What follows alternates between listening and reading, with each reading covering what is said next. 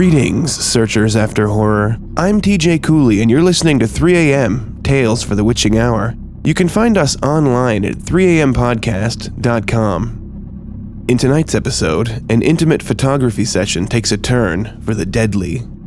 This is episode number 2, and tonight's story is entitled Boudoir Shoot.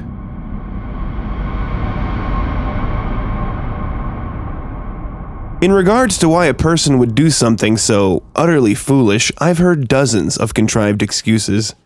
Someone was writing a book about paranormal investigation, another was an urban explorer, yet another was a teenager who did it on a dare. But why did I decide to spend the night in the abandoned mansion at the top of the hill, that decrepit ruin on the edge of town? Why did I go there, knowing full well all the rumors of the grisly murders that took place there?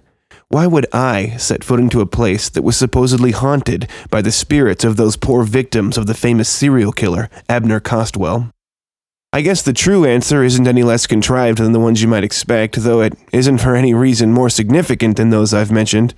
No, I wasn't there to solve a mystery.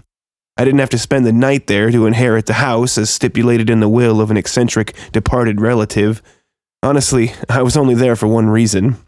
I needed the cash. Or at least, that's how it all started. See, I'm a photographer by trade. I run a little boudoir business for the Air Force wives here in town, and yeah, okay, I know what you're thinking. I must be some kind of skis bag for taking nude photos of other people's spouses while they're out of town. Well, let me stop you right there. I provide an important service to the people of Mountain Home, Idaho, and no matter how many sullen old women give me the side eye at the grocery store, I don't have to explain myself to them. But since I'm setting this story down for posterity, I would like you to know the truth about how things ended up the way they are. So here's the thing. Valentine's Day is my most profitable day of the year. Any given February, there's at least a few hundred airmen who are spending their time somewhere other than their home base here in Idaho. They're either deployed to different countries for a few months, or they're off training at a different air base inside the US. You know how it goes. So there's all these Air Force wives and husbands and whatever who don't get to spend the holiday with their significant others. This is where my business comes in. I haul ass around town, carting a bunch of lights and cameras and tripods and shit. I set all the stuff up, and then I do my best to direct these people into striking a sexy pose. It's not always easy, because most people aren't used to that sort of thing, and a lot of the time they're anxious. You ever seen somebody try to look sexy while they're nervous? It's not unheard of, I guess, but it's definitely rare. I learned early on that a decent suit and a clean shave were essential in this line of work because most people aren't very comfortable with a 6-foot, 300-pound bearded man in board shorts taking pictures of their junk. These days, I show up in a suit with a shined pair of Oxfords, and my lighting and camera setups are unpacked from a very professional-looking pair of matte black Pelican cases. Usually, the professional look, along with some polite small talk, gets people into the right mindset to have their picture taken. After a few minutes, most of my clients get the vibe that I'm a pro and that I'm not going to do anything untoward. And I swear to God, I don't. Outside of archiving all the photos just in case a customer orders reprints sometime, of course, I don't do anything with those pictures. Well, after the initial order, when I send the files off to a printing service anyways. Hell, I sign a legally binding agreement to that effect with every single customer before I even unpack the camera. Standard operating procedure for not getting sued. Not getting sued. God, I wish legal troubles were the only thing I had to worry about right now.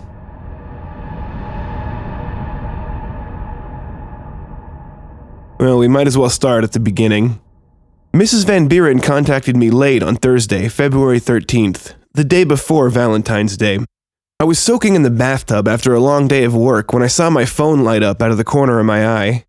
I had meant to turn on Do Not Disturb mode to automatically reject calls, but I hadn't hit that little button enough times and the thing was only muted. I still think about that from time to time, how things could have turned out differently if I had just pressed that little button one more time. Anyways, I was hard up for cash, so I got out of the tub and walked into the hall where my voice wouldn't sound overly echoey on the phone. Then I picked up. Mrs. Van Buren introduced herself. I could tell right away that she was a confident, professional woman, and by the sound of her voice, I figured she must have been in her mid to late 30s. She said she wanted a set of lingerie photos done for her husband, who was deployed overseas at the time.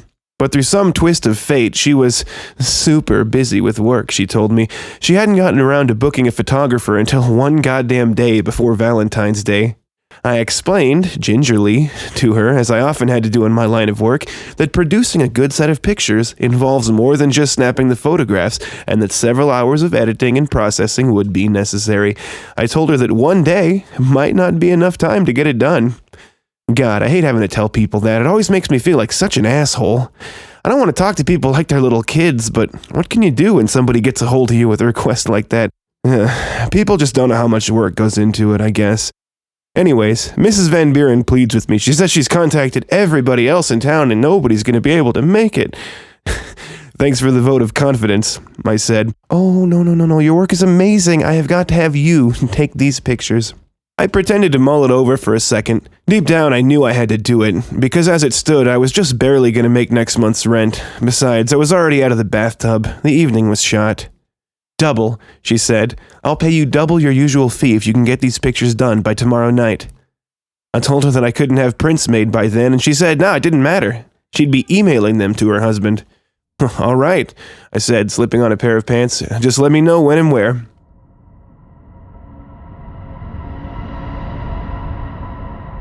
I had driven over to the Van Buren place within an hour after the phone call. Their house was in a nice neighborhood on the north edge of town. I had been by there a few times while working other gigs for some of the Air Force families that lived in the area.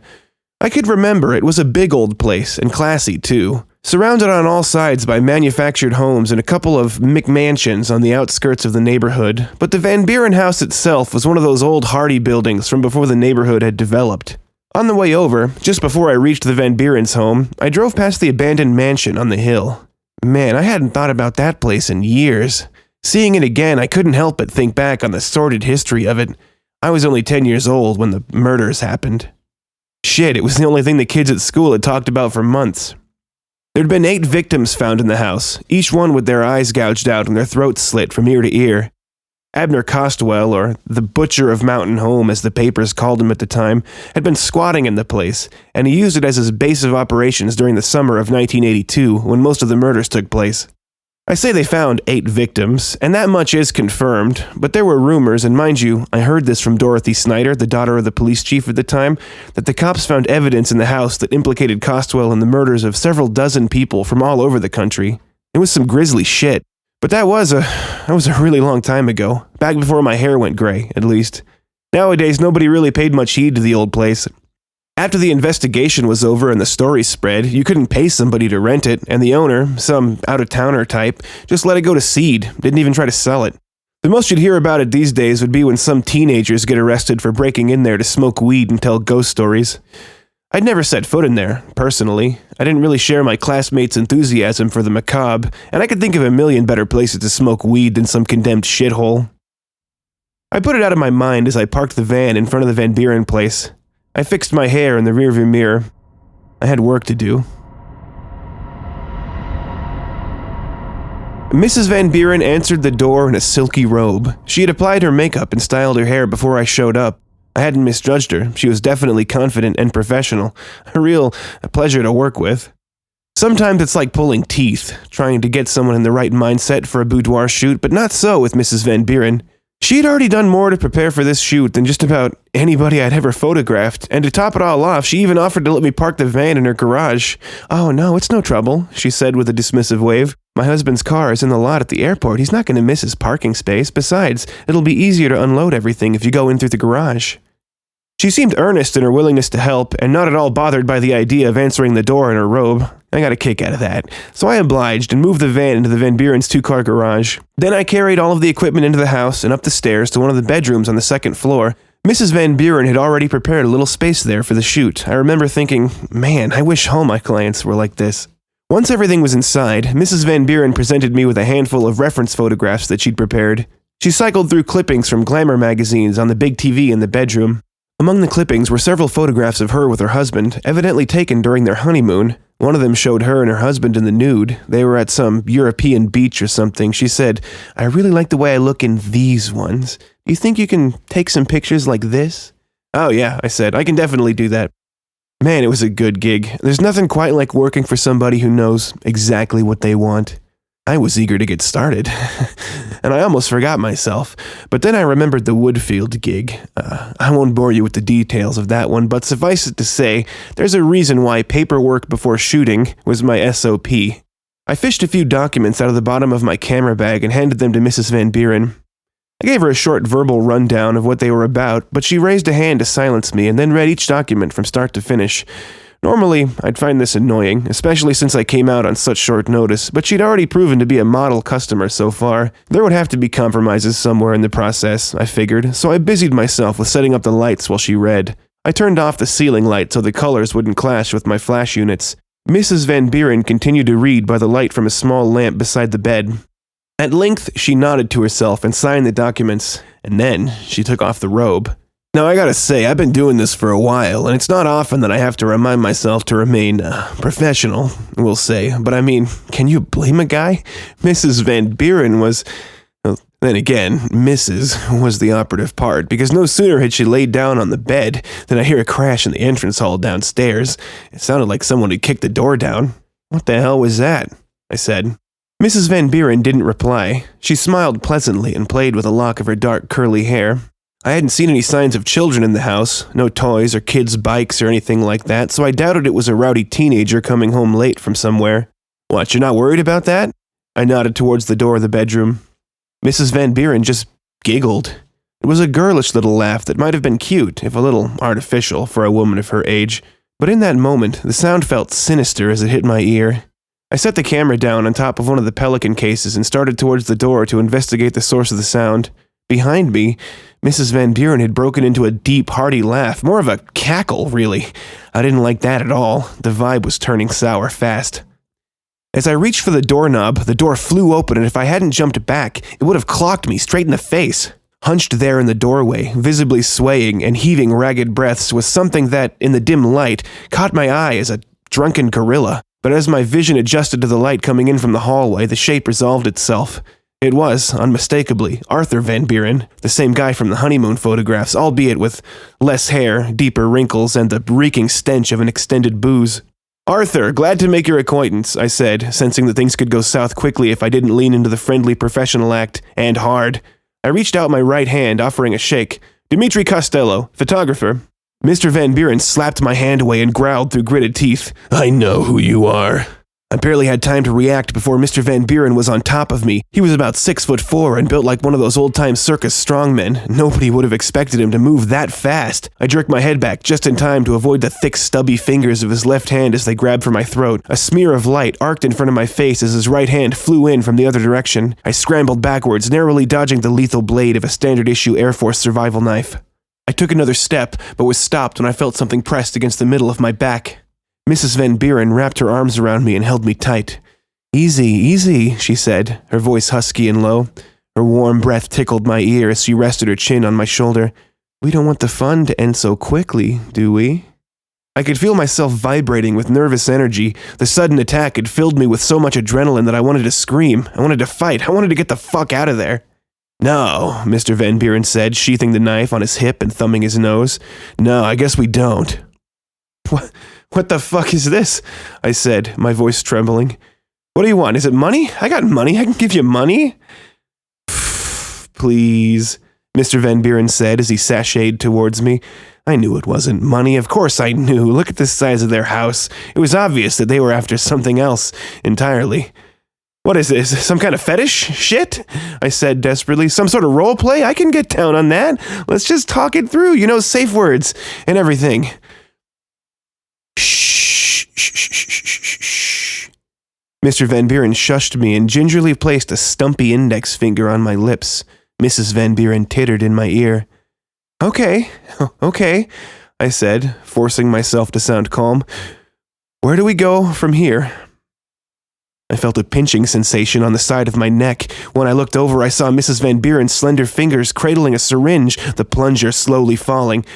Oh, fuck no, I thought, and then screamed, "Fuck this!" I slammed my head back into the side and heard a thunderous crack inside my skull as Mrs. Van Buren fell back onto the floor. The syringe, which was still stuck in my neck as she collapsed, was wrenched to one side, tearing the flesh, but the needle remained firmly planted in my neck. Mr. Van Buren's eyes blazed and his lips pulled back into a primal grimace as he shouted, "You son of a bitch!" He lunged forward and I stumbled back, nearly tripping over Mrs. Van Buren's unconscious body. I made a mad dash for the window, the only way out of the room. Mr. Van Buren stopped and stared down at the body of his wife. He glanced between her and I several times. It bought me just enough time to undo the latch and throw open the window. I looked back over my shoulder for a fraction of a second and saw Mr. Van Buren's massive body lurching towards me as I plunged out and into the frigid night air. I hit the ground hard and came up dazed. A shrub at the base of the house had somewhat slowed my fall, and as I stood, I was thankful to find that I hadn't broken any bones. I looked up and saw Mr. Van Buren staring down at me from the second-story window. His wild eyes bulged out of their sockets, and in a bizarre sort of adrenal hyper-awareness, I noticed all the little droplets of spittle around the corners of his mouth. He was like a rabid animal. And then he disappeared from the window. Oh, Jesus, I thought, and turned to make a break for the van, but it wasn't there. Shit! I forgot I'd parked it in the garage, and of course the door was down. I'd have to make my escape on foot. Frantically, I looked up and down the street. There was no time. I had to get the hell out of there while I still had a head start. Mr. Van Buren would be coming through the front door any second, and he'd run me down like a goddamn steamroller. I saw with a sinking feeling that all the houses on the street were dark, no porch lights on outside, and only darkness inside. Not a single living soul in either direction as far as the eye could see. I was totally alone and starting to panic. Then I remembered that huge old abandoned house. It was only a couple of blocks away.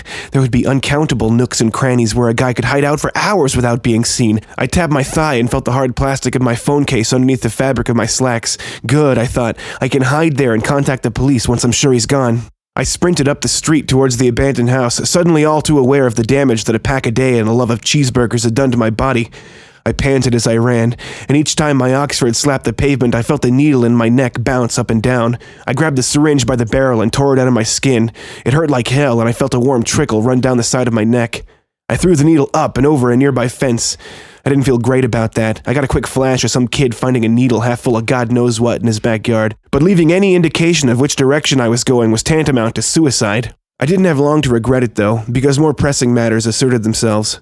Far behind me, I heard the impossibly light footfalls of a predator padding towards its prey. Mr. Van Buren was behind me, only about a block or so, I judged by the sound. I reached the end of the street and rounded the corner, pushing myself harder than I had in years. My lungs felt like they were full of hot coals. My heart felt as though it was being constricted, like some sadist was wrapping it tighter and tighter with baling twine. Had he seen me? He must have seen me. God, why wasn't I fast enough to clear the corner before he came out of the house? Stupid, stupid, stupid. Why did I park the goddamn van in the garage? But there was no time to worry over these things because I was up the private drive and on the front porch of the abandoned mansion, and in this moment at least, there was no sign of Mr. Van Buren aside from the distant footsteps. I didn't even try the knob. I threw myself against the door. My head rocked forward and I heard what might have been a gunshot ring through my brain as my head hit the door. Holy hell, I thought, what is this thing made of? I shook away the stars as they danced in my field of view, took a step back, and rammed the door one more time, with conviction. The door flew back as the jam splintered on the inside. Panting heavily and feeling like I might die of exertion before the maniac outside got me, I pushed the door shut and leaned against it for a second. I had to calm down, remember what my doctor said about my weak heart and my stress response. I took a deep breath and let it out slowly. God, my heart. It had always given me trouble, but this was something else entirely. Tighter and tighter. Was I gonna have a heart attack? After all this? Through the crack in the door jamb, I watched the private drive. It winded maybe 30 feet down to street level, where there was an entryway bordered on either side by tall shrubs. I wasn't surprised when I saw the massive silhouette of Mr. Van Buren slinking around one of the shrubs and heading towards the abandoned house. Unlike me, he had the luxury of time, and apparently he was relishing in the hunt. He peered from side to side as he went, holding a hand flat above his eyes in a mocking, "I'm looking for something" kind of gesture. God, what a fucking creep, I thought. He knows I'm in here and he's messing with me. I took a step away from the door. I wasn't safe. I had to either find somewhere to hide or make my way out of a different exit. I kept my eyes fixed on the narrow strip of streetlight coming in through the broken frame of the doorway. Beneath my foot, something cracked. An old bit of broken glass caught under my shoe, and the sound it made when it popped echoed through the huge dark room where I hid. Mr. Van Buren's head snapped towards the house. The sound had jarred him out of his act, and he broke into a dead sprint towards the entrance. God, he bounded like a panther. I turned and ran into the darkness as the door exploded behind me. I was operating on pure instinct. Almost totally unable to see, I moved with my arms outstretched, slipping back and forth blindly between walls and doorways and large objects that must have been abandoned furniture.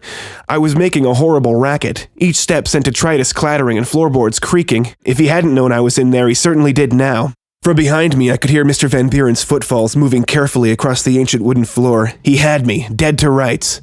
I narrowly caught myself as my foot came down in open air. I had almost fallen headlong down a set of stairs. Evidently, I'd managed to find the entrance to the basement. I didn't want to go down there. These old houses and their underground levels, you could just about guarantee there wasn't another way up from there. I'd be trapping myself in the place, but what could I do? Mr. Van Buren was so close. He was in the next room, and I had no way of knowing how the house was laid out. I couldn't go back the way I came, or he'd catch me out there and gut me like a fish. As quietly as I could, I stepped onto the landing at the top of the stairs. I pushed the basement door shut without a sound, and with only the briefest hesitation, I felt for the handrail, and when I found it, I plunged down into the inky blackness of the basement.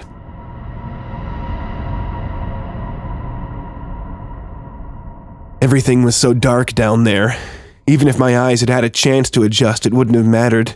There was nothing for them to adjust to, not even the slightest hint of light. I've always been afraid of the dark, ever since I was a little kid. I didn't like the idea that something could be hiding right in front of me. But on that night, the darkness was my only refuge. By some merciful twist of fate, the steps leading down into the basement were free of debris and sturdily built. I managed to make my way all the way to the bottom of the stairs without so much as a single squeak from the old boards. By contrast, I could hear every one of Mr. Van Buren's footsteps through the basement ceiling. He'd slowed down again, gotten quiet. Hell, he was probably doing more of his twisted charades. He must have got off on it. Must have loved the idea that he was striking terror into some innocent person. I tell you, these people were sick. They were so caught up in the game they were playing. Mr. Van Buren. He didn't even stay behind to care for his wife. He was a slave to his own bloodlust. I crept deeper into the basement, feeling my way past whatever it was that filled that unlit void. Eventually, I came to two large objects placed side by side. I think they must have been a pair of metal shelving units, at least. That's the impression I got when I felt for them. There was a space between them, not much more than 2 feet across. I sucked in my stomach and shimmied. As I pushed myself through the opening, the unit in front of me slid by a fraction of an inch, causing the slightest hint of a scraping sound. I heard the footsteps upstairs grind to a stop on some gritty patch of floor. I held my breath. By very slow degrees, the sound of the footsteps upstairs returned, but quieter. Mr. Van Buren was listening for me. I made myself as small as I possibly could and finally managed to push myself through to the other side of the shelving units. There was little space back there. I could feel the poured concrete of the basement wall on one side and the cold metal of the shelving units on the other. I was, I thought, hidden, at least from the side of the basement entrance. I took a deep breath, and then counted to 10, and then exhaled slowly. I couldn't help but thinking of poor Marie Van Buren. Such a beautiful woman, with such a warped mind. Did a broken jaw suit her, somehow? Would the disfiguring scar where the jawbone broke through the skin reflect something about her true nature more accurately than her previously unmarred face? Then I thought again of Mr. Van Buren, that towering behemoth, that heavyweight champion, that fucking NFL quarterback. He could have sent his fist through my face like a cannonball if he wanted, but he insisted on carrying that knife instead. He was playing some kind of character. He had probably sat in his den with a glass of bourbon and thought back fondly about 100 nights just like this one. Did they always put so much emphasis on frightening their victims? No, they probably started out slow and careful. One of the two, husband or wife, had brought up the idea of murdering somebody, just as a joke at first, probably. I could see him now, sitting at breakfast one day before work. Mr. Van Buren would flip to the current events section of the Mountain Home News and shake out the paper so it sat nice and smooth. Mrs. Van Buren would look at him across the table from over a plate of bacon and eggs. And one of those lunatics would have said something like, "Hey, you know what would really spice up our love life?"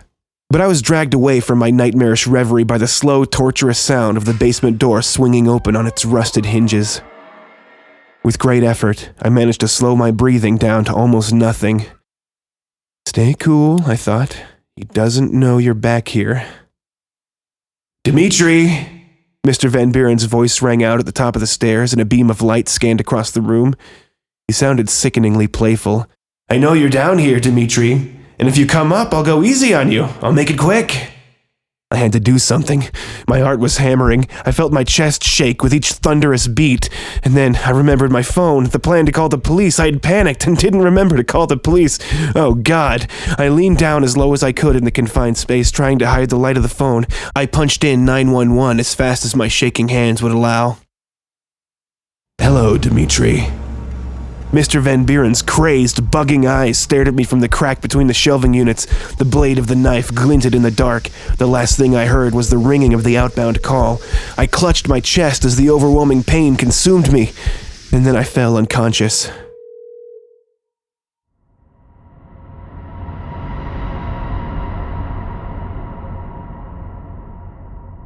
I didn't kill Arthur Van Buren. I did break Marie Van Buren's jaw, I can cop to that, but that was self-defense, and nothing more. Look, I don't expect you to believe me. Hell, my public defender doesn't even believe me.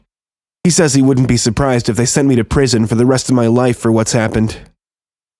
But while I sit here and wait for the hearing, while I have the time to get the whole story down on paper, even if it's only for the sake of the friends that I'll never see again, I want to put forth the truth of what really happened. I was unconscious the whole time. I called for emergency services, felt the pain in my chest, and then passed out, and that's the end of it. It wasn't me who gouged out Arthur Van Buren's eyes. And even though they found me laying in a pool of his blood in the basement of the butcher's mansion, it wasn't me that cut his throat from ear to ear.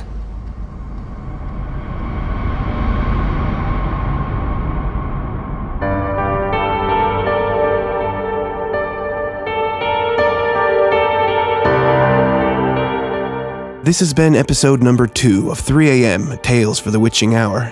If you'd like to hear more stories, you can visit 3ampodcast.com. And if you enjoyed the show, consider supporting us on Patreon at patreon.com/3ampodcast. I've been your host, TJ Cooley, and I'll be back next week with another tale. But for now, I've got to go. There are strange, far places to haunt searchers after horror, and they're not going to haunt themselves.